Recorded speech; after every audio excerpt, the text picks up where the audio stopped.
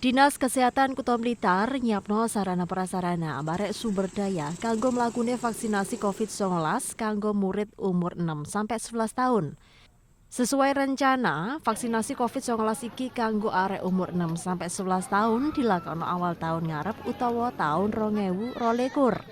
PLT Kepala Dinkes Kutha Blitar Dr. Dharma Setiawan ngomong, lek BPOM wis ngrekomendasino vaksinasi kanggo murid umur 6 sampai 11 tahun. Saiki Dinkes Kutha Blitar cek ngenteni surat edaran tekan Kementerian Kesehatan perkara juknis kegiatan vaksinasi kanggo murid umur 6 sampai 11 tahun. Platform vaksin sing digawe jenis Sinovac dikekno ping 2 marang interval wektune petang minggu utawa 28 dina.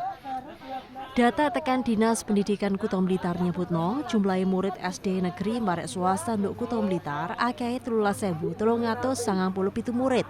Lah jumlah murid SD negeri barek swasta nduk Dinas Pendidikan Kutha Blitar akeh 63 sekolah.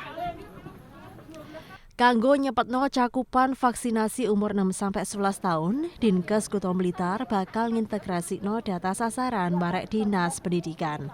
Dipethek jumlah murid umur 6 sampai 11 tahun ono 20% tekan jumlah penduduk Kutha Blitar.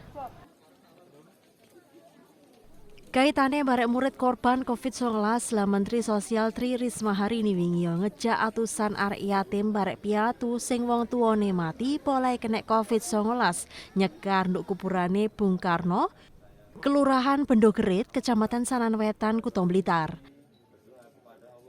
Mensos barek arek-arek korban COVID-19 iki ndonga nduk pusarane Bapak Proklamator barek diterusno barek nabur kembang.